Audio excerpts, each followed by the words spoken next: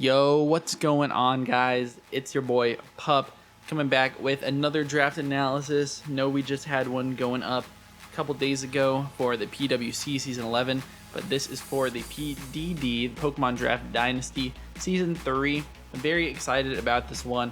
A lot of faces that I haven't played before, so kind of interesting. I feel like, obviously we've been in the PWC, even people in the EDC or obviously GWA. We played a decent amount, but I think I played maybe like one or two people in here. So it's going to be definitely pretty interesting.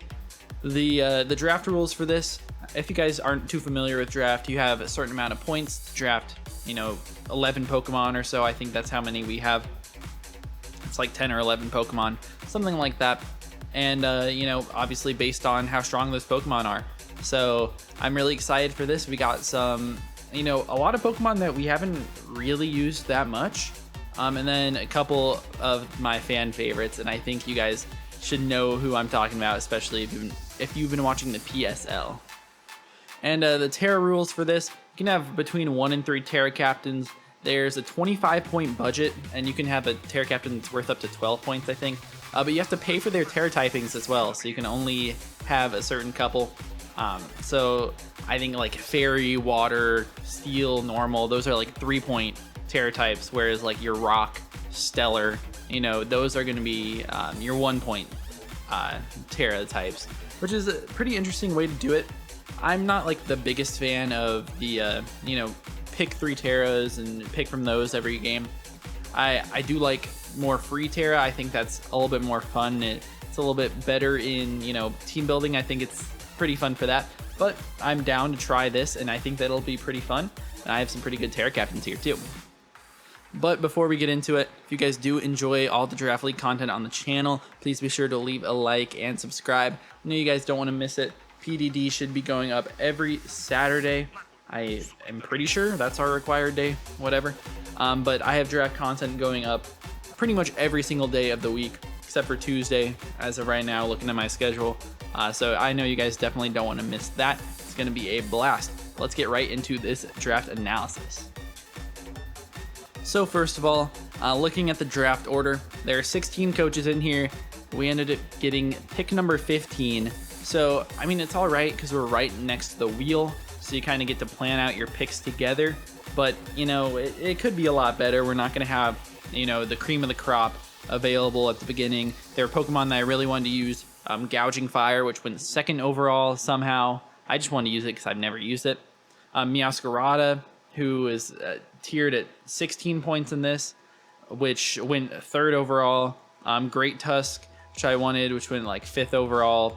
A lot of Pokemon that I would have loved to use, but, just wasn't able to get. But by the time I got to pick 15, there was a really, really solid Pokemon available that I did use in the past in the Zero Zone Draft League. It did fine there. It wasn't anything crazy, but I think I can do a lot of work with it, especially with the team I built around it. That's going to be Greninja. So Greninja's really nice, having access to a bunch of really good abilities. Obviously you have Torrent, which is not really good on Gren, but you have Protean, so you can change your type to whatever move you're using, which is insanely good to have. Get your extra stab on everything. And it also has Battle Bond, so after you claim a kill, you're getting +1 attack, special attack, and speed, which can easily snowball so many games. And that's most of the reason why I grabbed Gren at 18 points. Top tiers were 19, so getting it right under that top tier, I felt like it was pretty good value. It's always nice to have a really good water type.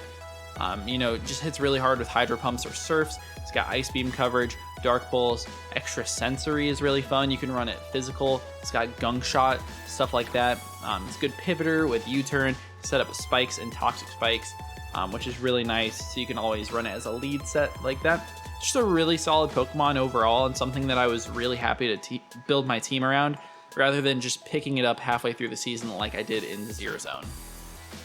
So definitely a great mon to get for my first pickup. It's not really something that I see myself bringing to every single game, all 8 weeks and all the playoffs.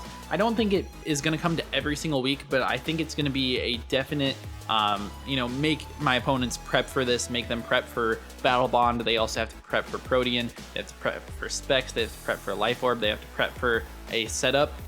sort of set with spikes and everything. So I think it's going to be a really solid to have on the team.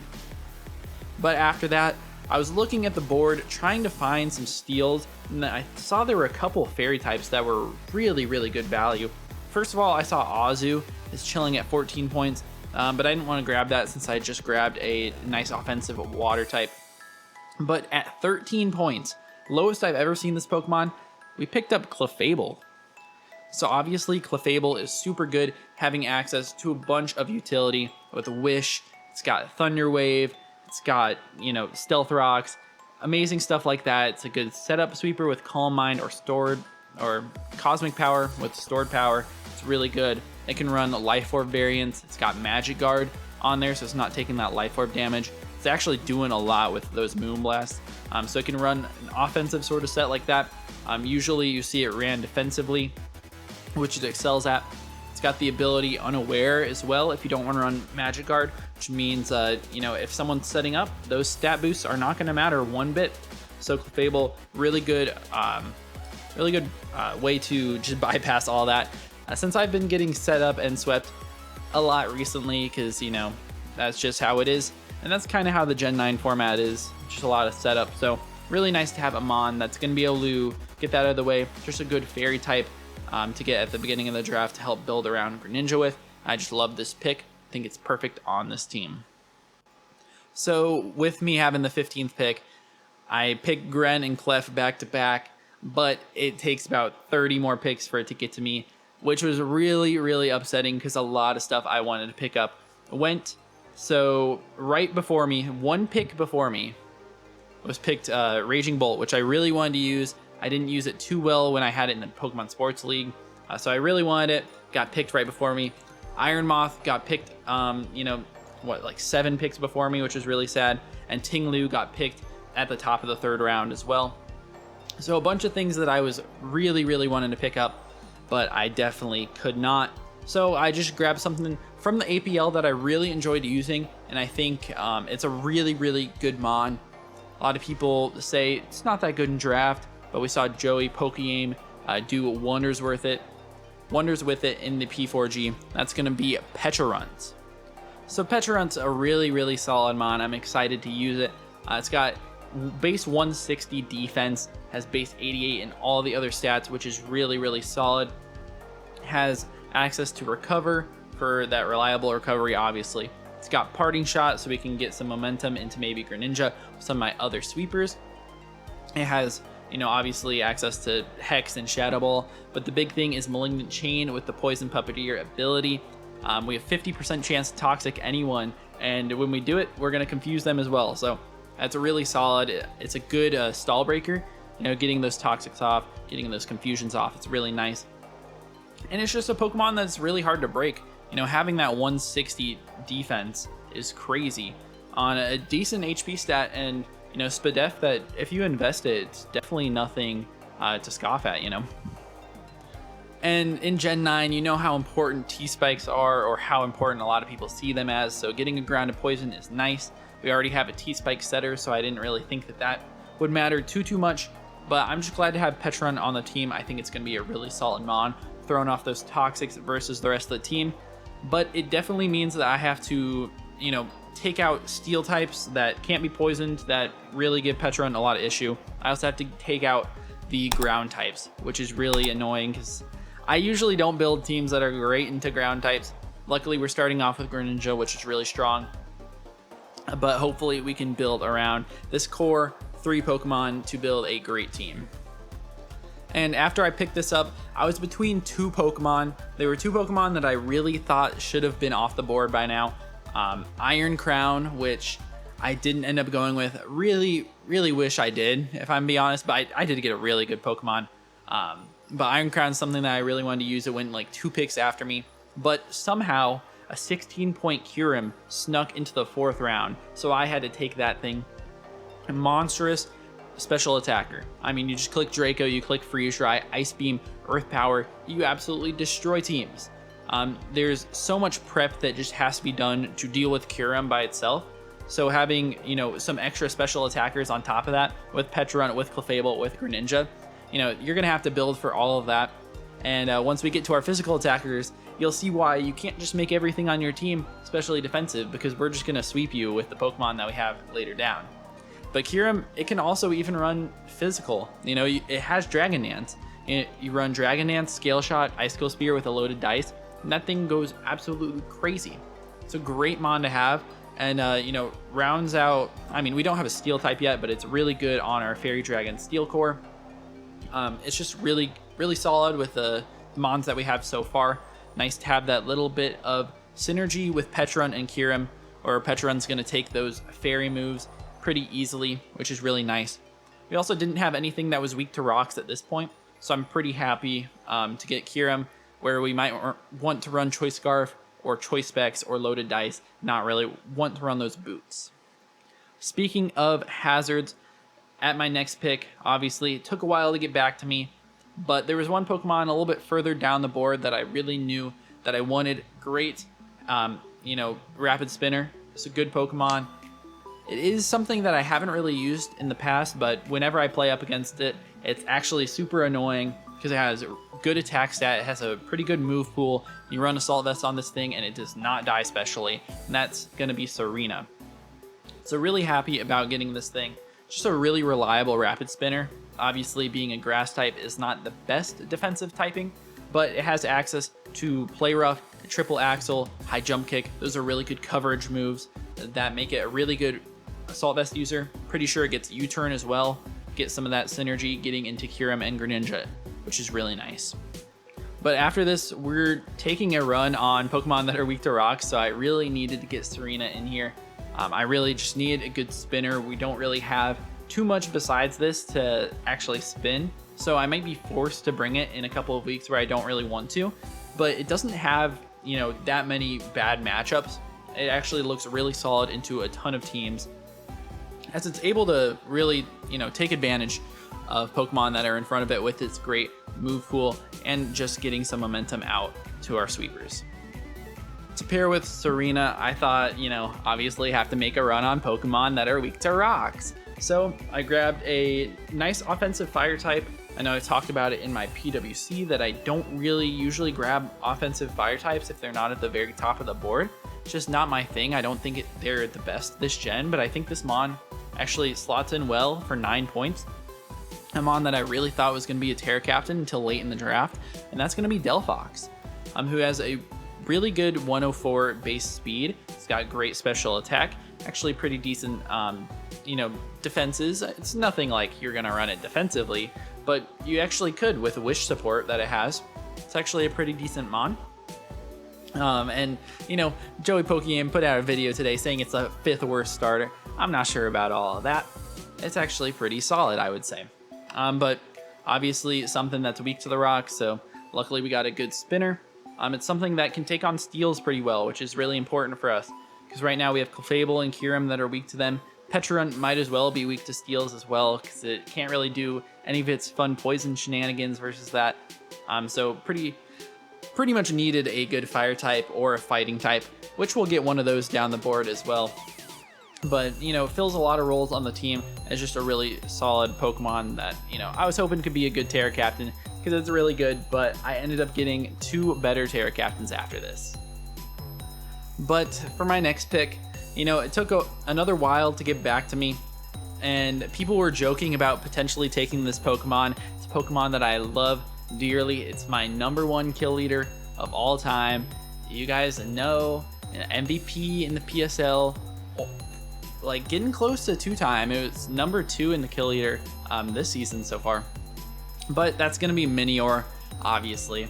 And Minior for 6 points, obviously a really good Pokemon. I'm very excited to use it. It can absolutely flip matchups. It can absolutely sweep. It's a great physical attacker to put on the team, and I love it.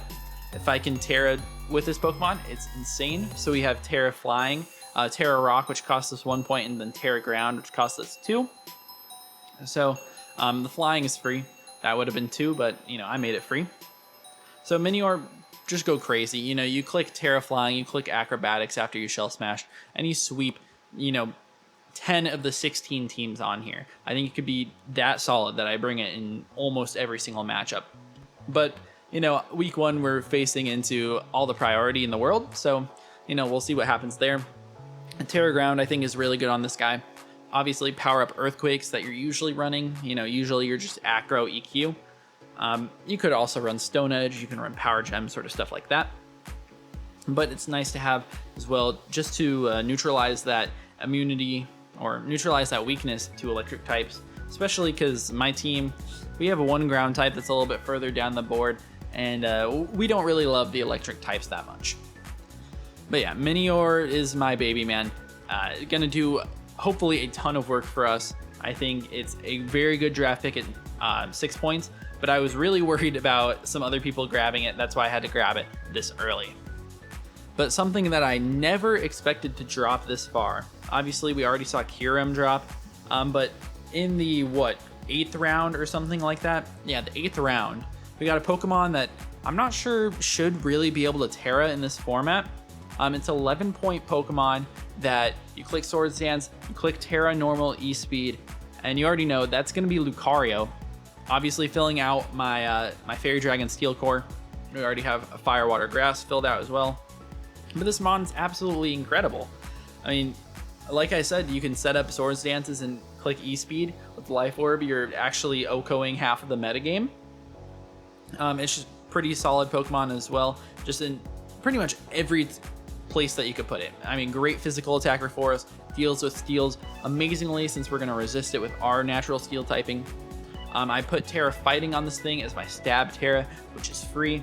Kind of wish I put Terra Steel on it, just for, being a little bit more bulky offense. But Terra Fight really allows us to pick through those steel types, which is really nice. Also have Terra Ghost on here, so we can't be revenged with like a Vacuum Wave, sort of stuff like that. Upper Hand, which I caught that one guy with it on my Hawlucha in the low tier league. If you guys didn't check that out, yeah, definitely do that. But it's a really good ghost typing to go on here. Didn't really think that there was anything else that I needed, especially just after normal, which I'm gonna bring probably 70, 80, 90% of the time I bring Lucario. Who knows? But just a really good Pokemon, a great setup sweeper that can definitely take advantage of, Pecharunt parting shotting out. It can take advantage of some U-turns, it can take advantage of a lot of things on our opponent's side. So those are my 2 Terra Captains. Obviously wanted Delphox, but once Lucario fell, I really knew that I just had to grab that thing. But next up, right now, I said we were making a run on a Rock Weak Pokemon. Lucario's obviously Rock Resistant, but the next Pokemon is going to be Rock Weak, and that's going to be Galvantula. We needed an Electric type. Sticky Webs actually look really solid on the team. It makes Lucario go crazy. It's really good for a setup Nasty Plot Delphox. It's great for a Choice Specs Kyurem. And it's just great for everything in general to have the webs up. Just an option that I can always bring. And it's a really solid electric type anyways. Having 91% accurate Thunder's really good. Having access to Bug Buzz and Energy Ball is solid as well. Yeah, just a Pokemon that, I haven't used it for a while, but I definitely think that it can survive in a couple of other roles that's not just, leading and setting up sticky webs. But forcing that prep into our opponents, making them bring a Rapid Spinner every time, making them, carefully craft their leads around my sticky webs, I think that that's going to be well worth the 8 points, and we definitely needed that electric type anyways. But speaking of electric types, we hate them. My team, I have the resists of Serena, Galvantula, Kyurem, I guess.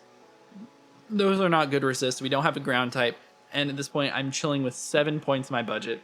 So what am I going to do to get a good ground type? I'm going to reach down there, grab an Eviolite Pokemon, which is going to be Piloswine. And Piloswine is great. Obviously another Stealth Rock Pokemon, which we're kind of missing throughout this draft after grabbing Clef. But that's nice. You get priority Ice Shards, get really strong Earthquakes. It's actually pretty bulky with the Eviolite, has pretty good defensive stats. It's just a really solid mon. Mamoswine Light, but for 6 points, we'll definitely take it. Not a Pokemon that we're going to switch into all electric types. Like a Raikou that could Scald me, that wouldn't feel very good. Anything that has Grass Knot or Energy Ball, obviously that's not going to be that great. So we're still definitely weak to electric types, but it's nice to get a ground type on the team and something that can actually, come in more roles than just being an electric immunity. Yeah, but not too much to say about Piloswine, just, a solid Rollmont at the very end of the draft. And that would give us 1 point left over. I didn't really need another Pokemon, but at this point I'm seeing I don't have a normal type outside of, Lucario with Terra Normal. So I thought I should grab something down there.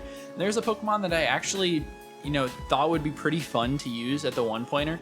It gets adaptability, it's got Stakeout, Choice Band, you hit super hard. I've used it a bunch when just laddering in random battles. That's going to be Gumshoos. Now, obviously not the flashiest Pokemon, but for 1 point, it actually does its role pretty decently. It can definitely break some walls, actually break some walls. Can't switch into it if it's got Stakeout. It also just has the adaptability, like I said earlier, so 2 times instead of 1.5 times for that normal stab. It just hits like a truck, man. You just, slap a double edge on that thing, and you can usually go 1 for 1 with this, especially if you're, up against the bulkier Pokemon or slower, bulky Pokemon. The bulk doesn't really matter against this guy. So actually excited to use it as a 1-point Pokemon. I thought it was worth a little bit more than like Tinkatuff at 3. Smeargle at 2, maybe is worth a little bit more. But just a really, solid Rollmon down the board of that. I'll probably bring it to 1 or 2 games, we'll see. We'll definitely see what happens. No promises for all you Gumshoos lovers out there. I know you're out there somewhere. But yeah, that's going to be our entire draft. Not the most flashy draft, but I think it's really solid down the board. I think, aside from Gumshoos, every single Pokemon is on the table for every single game.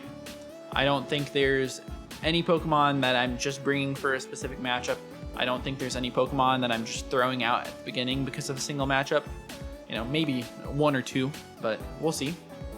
But just a lot of really solid Pokemon and a lot of options down the board. I really thrive on having these deep drafts. I think it's really nice when your opponent can't really predict what you're going to bring. Now, obviously, you're going to have 1 or 2 Pokemon that go really solid into a matchup, but, you're not going to predict me to, bring my bottom 6 versus you and, still have a great chance just because the quality of my draft and, obviously the quality of the player a little bit. But, we got Minior down there in the bottom 6, so, what does that really mean? But as I said earlier, week 1 will go up on, the 10th, August 10th, so a week from this Saturday. So make sure you guys subscribe and, ring that bell so you guys don't miss it, because I'm really excited for that one. We are playing against Eli and the Orlando Yellow Magic. That's going to be a really fun matchup, except for I'm into the Rillaboom that really hinders all my setup with, Minior trying to sweep or with Greninja. They also have Comfy as well. So, yeah, that's going to be fun. But this one's definitely going to be a good time. I'm excited for this league. I'm also excited for the PWC. I'm excited for everything. Hopefully, something soon we're going to get another championship. I'm really pushing for that, trying to do some big prep for that. That's going to be about it for me. Like I said earlier, please be sure to leave a like and subscribe if you enjoyed, and if you enjoy draft content in general. See you guys in the next one. Peace out.